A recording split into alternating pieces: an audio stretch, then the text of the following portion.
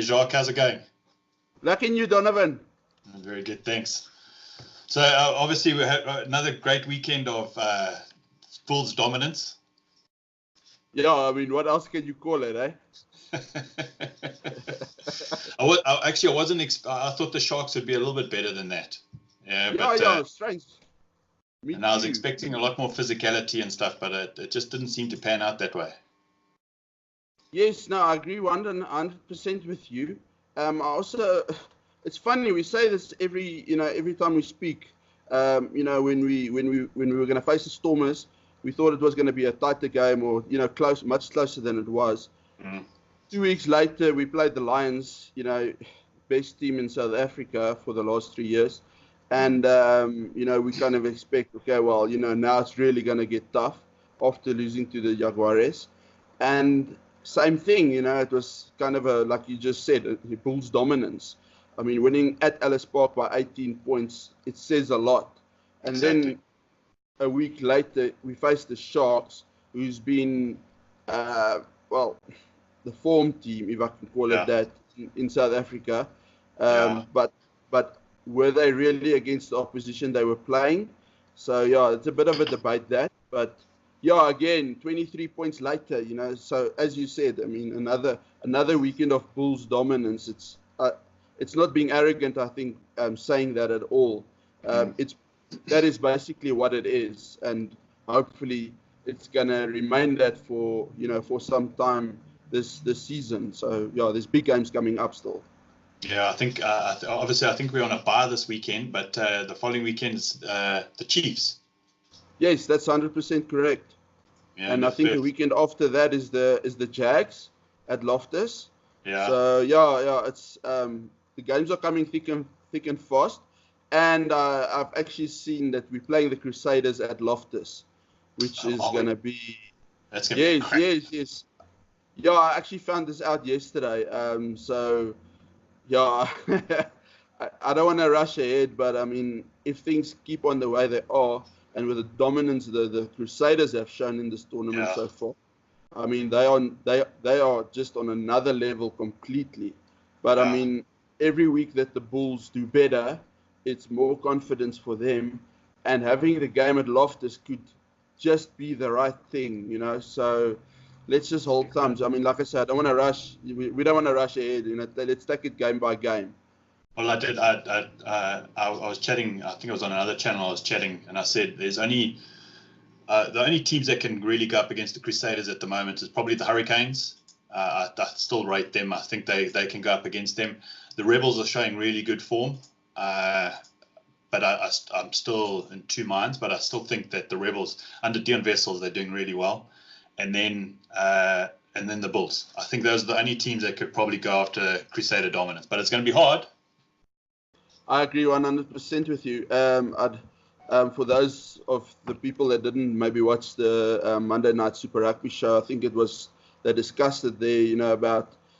Jean de Villiers actually brought it up, saying, it's going to be interesting to see when the South African teams start to travel to Australia and New Zealand. I think that's when the real test is going to come for our teams to see. Well, I think more from a South African's perspective, the Springboks and stuff, where we are, because I mean this competition is a very good measure at the end of the day for all three, for us, Australia and New Zealand.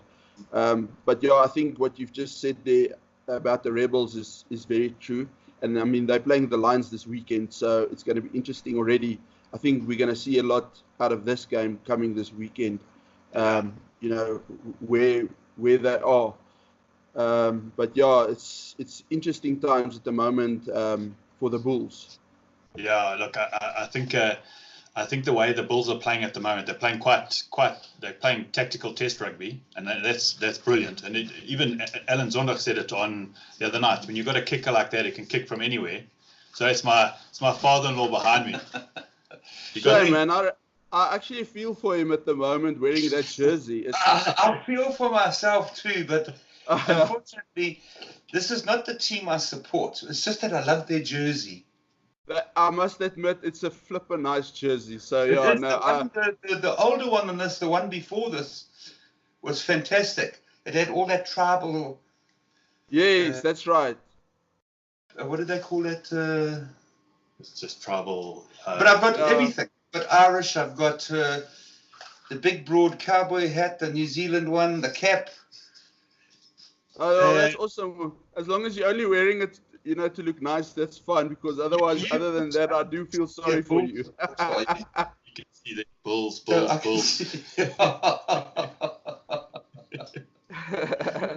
Our jerseys are nice, and we support them. Yeah, but look how colourful this is. Look at the back. They haven't allocated me a number yet. I've still got to work towards that. Okay, that's fun. What is your name? Joe, sorry to interfere, but I was coming to speak to my daughter at the desk next to Don. And not a problem. Interrupted. Okay, go for it. Yeah, that's my father. We watch all the games together. We do another show together where we talk about Super Rugby and stuff. I don't know if you've seen some of the videos. I've heard that you've spoken about it. I haven't really seen any of them yet, but I'll definitely make a plan to watch them. Yes. No, not a problem. So, but I'm super happy that Cheers, Rob. Cheers. I'm super happy that the Crusaders are going to come through. But I have a feeling the way that the Bulls are playing, they're playing because it's pissed me off for years that everyone keeps on saying that the only way to beat a New Zealand side is to score tries. Yes. And I don't think so. When Mornay Steyn was around, we didn't score tries to win games. Yeah, we did score tries, but you have a penalty anywhere inside the opposition's half, you kick for posts. Well, I mean, that's the thing that Nos always speaks about. And I mean, we all know Nos was one of the best players in the world. And like Nos says, and Andre surprised me on the weekend when he took that drop goal, a drop goal. You can score anywhere on the field within, obviously, your range. But, I mean, if it's actually very nice to see that Andre can do it. Yeah. And because I don't really recall ever seeing Andre do a drop goal. And, I mean, that was quite something. It wasn't your average drop goal. It was a fairly decent, distant-wise kick. So it's nice to know it's in his armory. And I'm sure we're going to be seeing a lot more of it, especially when we're going to be coming up against teams like the Crusaders. And we are in a situation where points matter. And as you heard, I think Alan Zondag also mentioned on Monday night, it's about taking the points. When it's in your range, you take the points. And I think in the last two games, it's become very evident that the Bulls, it's a non-negotiable. We're in range, we're taking the points. And Andre has been kicking unbelievably well. Yeah, exactly. I think if every 5 minutes or every 3 to 5 minutes, you've got 3 points, 9 points, 12 points, 15 points, and then you score a try. It changes the whole aspect of the game. Yes, and sorry, I'll keep on hopping on, on Monday night's Super Rugby show with Alan Zondag. Another thing, like you just said now, 3, 6, 9, 12, 15, it just builds. But the thing that's nice about it is it builds pressure onto the other team and not yours. It takes pressure off you, push pressure on the other team. The other team then starts forcing their game, and that's when the mistakes start happening. And then you start seeing a team like the Sharks. I mean, when I was watching the game on Saturday, I kept asking, the people I was watching the game with, it's like, are we playing in Pretoria or are we playing in Durban? Because the guys were knocking on balls like they were playing in Durban, with a wet ball. So it was very strange to see. But, listening to Alan Zondag and starting to understand that concept of building pressure, it really makes sense. And, I mean, you can see it with your eyes. It's not a matter of imagining it. It's happening week after week. Go back to the Lions game. What is the topic that all Lions supporters keep saying? How poor they were, their handling errors and stuff. Again, it's actually not that. It's purely a matter of the pressure. So it's actually unbelievable how basic the Bulls are playing. And you see, and I think Alan mentioned it on Monday night again. Rugby is a simple game, and they're proving it. It's not about being fancy. It's not about being doing fancy Sunny Bill offloads and stuff. It's about doing the basics right, as everybody always says, that same old cliche. And I mean, the Bulls are just getting it right. I agree. Look, it's you've got to have a good set piece, an excellent kicker, kicking for territory, and great defence. And that's fairly simple. That's Test match rugby. We know that's how South Africa used to play. And I'm glad that the Bulls are starting to bring it back. But at least they've got the outside backs that can actually now score the tries. Yes, that's true. Yes, I was so bleak that Cornell missed out on that try that he almost had. I mean, so close. It would have been a brilliant try. I mean, but maybe next time. To show that they got over the try line, So yes. And I think both those moves were first phase, and that's from set piece. Yes, exactly. So I mean, again, I think we mentioned it a while ago. Just the whole team performance at the moment. It's not just a forwards game or a backs game. It's a combination of the two. So you can clearly see the forwards doing the hard work, and as soon as the backs know they're in a position or they get good front foot ball, they use it. And most of the time they've been scoring off the opportunities that they've had. So I mean, I think if we can maybe just mention a few players that I think have stood out over the last 4 weeks so far. I mean, I've got especially Dwayne and Schalk. I think the level of commitment that they've shown is unbelievable. I think a lot of people thought, these guys are at the end of the career. They just need to kill some time, maybe make a few bucks. I don't know. But I mean, they've completely, converted me in, firm believer that they are 100% bulls. I mean, that's the very worst thing any other, like a Stormer, can hear at this stage. And, well, to see it is even worse probably. But you know what? I don't care. They're wearing our shirts at the moment, and they're playing, honestly, from my point of view, they're playing their hearts out.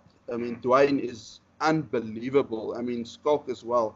But just, I mean, and the example that they're setting for the younger players and stuff, it's cool to hear all the interviews from the other players, how they just, what is the word, where they, just emphasizing how, the importance these guys are playing in the team setup, and the confidence they are giving them, and also the calmness, because these boys have the experience. So also Warwick, I mean, we've touched on Andre. Andre is just a complete general at the moment. We haven't seen a fly-off with that kind of dominance in South Africa in a while. And touch wood, hopefully, no injuries is coming his way or something. Probably since Mornay stayed. Yeah, I agree 100% with you. And I mean, I think he's even better than Mornay in the sense of, his distribution. Mornay was more of a kicking fly-off, I think. Then where Andre, likes to run with the ball as well. So, yeah. And then Warwick Galant, I touched on him. I mean, geez, that first try that he gave to, he gave to Roscoe. I mean, that was just the way he pulled in 3 defenders. I mean, it's just crazy. I was watching. I don't know if you watched the breakdown on Tuesdays. The New Zealand show.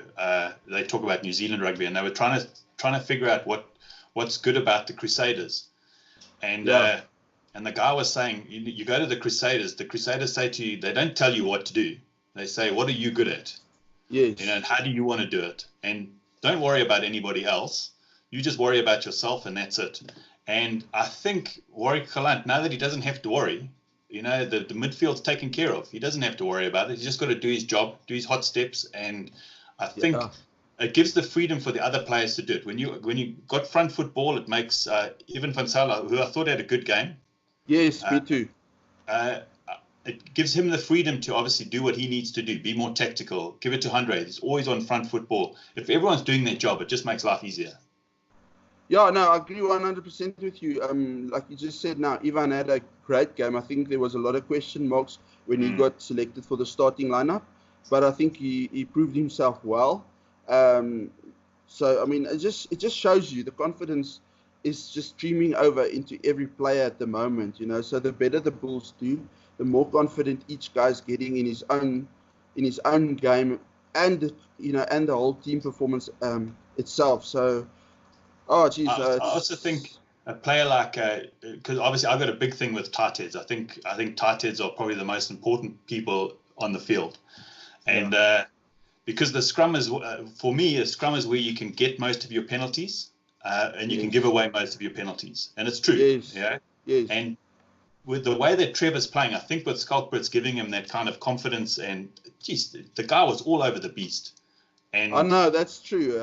I mean, and, even Liso. I mean, Liso also. It's just you can. I think those two players is a very good example of the, like you just said, with Skalk there in the middle of them, the confidence that front row has at the moment is just so awesome to see. And I mean, I think we know how good a player Trevor is, but he's just getting better every week as well. He's carrying the ball. He's distributing all over. So, yeah, I think that's directly from how Skalk plays. Yes, I think so too. So yeah, it's really, really nice. Like I say, the one thing that's just, that's scaring me a little bit at the moment is just that we don't get any injuries, because I think our starting lineup is very core to the rest of our season. Not that I say our bench isn't good enough, but I just think there's a specific, like our front row. I don't think we've got the depth on the bench completely. So, and we know that Trevor and Lisa is a bit injury prone in the past, but so far so good. I think I actually said it. I might be wrong. I mean, I'm not that into the stats and stuff, but I think it was the first time in a long time that Trevor actually managed to play 4 games in a row. So that is really, really awesome. That's brilliant. But then he's going to have to be rested soon. He's going to have to be rested. Well, that's the thing. With the box, it's going to be interesting to see when these things kick in and how they are going to manage it in the way that it doesn't affect, the overall team. So I'm sure clearly Alan Zondag is very helpful there, and it's nice to see how he's backing his coaching staff. Yeah. It sounds like he's letting them do the business, and then helping wherever he might be required to. But other than that, I mean, just if we can just maybe touch on just briefly, I mean, Kwete Iman and his coaching staff. I mean, I was very happy that Kwete actually got the job out of the 3 guys that was on the short list. I thought he deserved it because he's been with the Bulls for so long. I thought it would have been an injustice to give it to anybody else because of his commitment alone.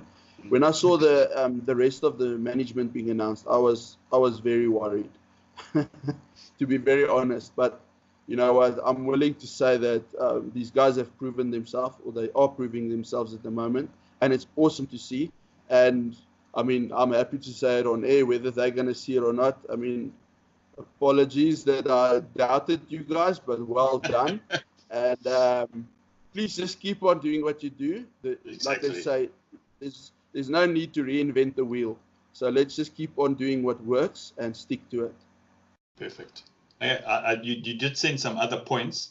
This other one was the changes at the union. I'm not 100% sure. Maybe you've got some insider knowledge on what's happening. I just think, I mean, look, I mean, there's been a lot of changes right across the board. I mean, not just on the playing field alone. I mean, in the offices and stuff, there's been a lot of changes.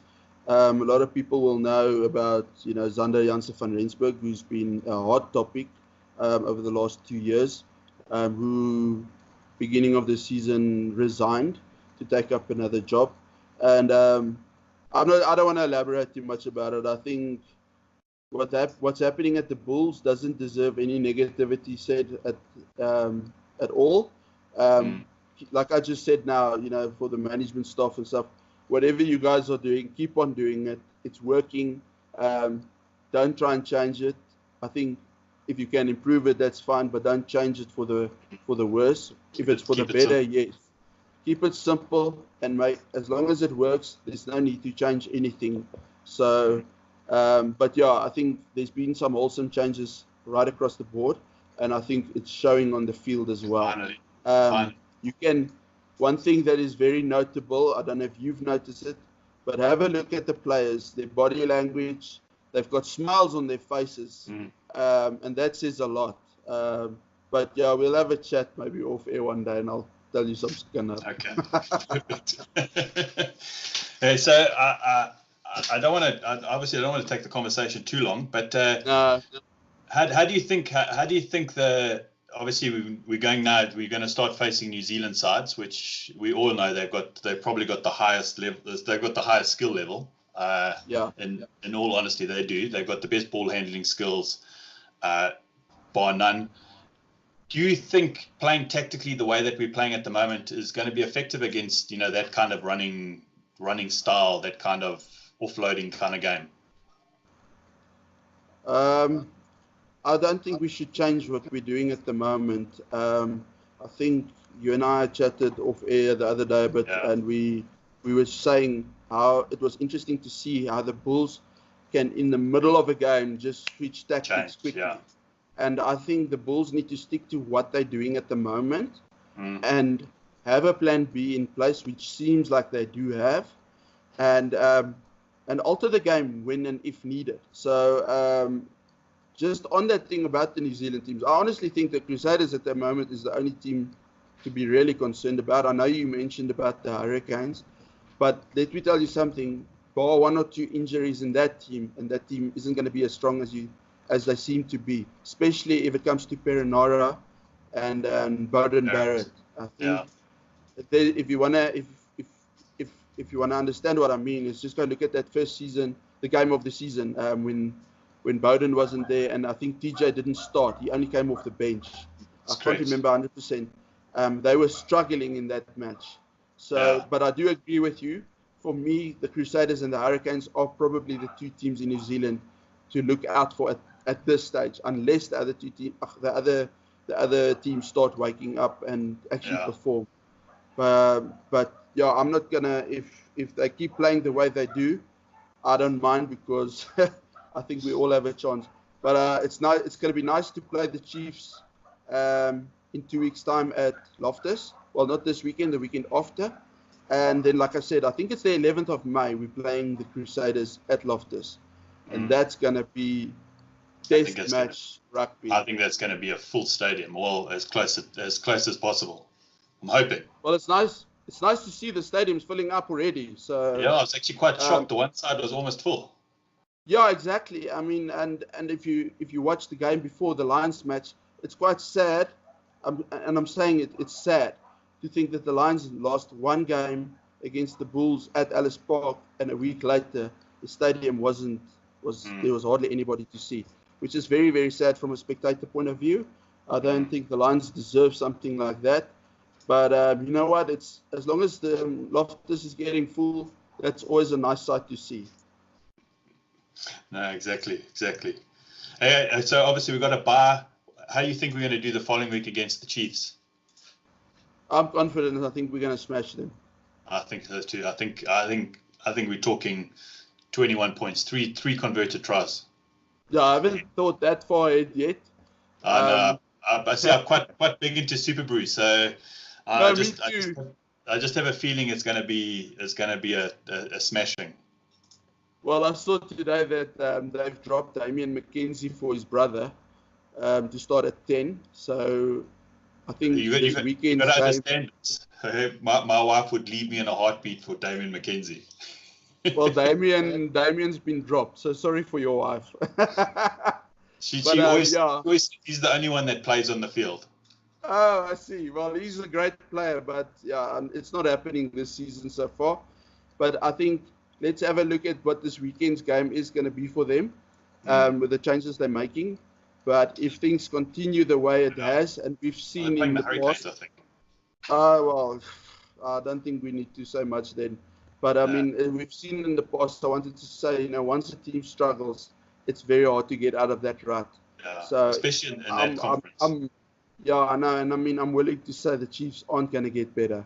So I think we're going to see a big scoring game come Loftus. I think so too. Well, Jacques, thanks a lot for joining today again. If people want to get hold of you, how did they get hold of you? As always, I'm on theyellowcap.com is our website, and then on all social media, Twitter, Instagram, wherever it's social, it's just the Yellow Cap. The Yellow Cap. Perfect. Okay, Jacques, have a great day. Thanks, Donovan. Cheers, and see you soon.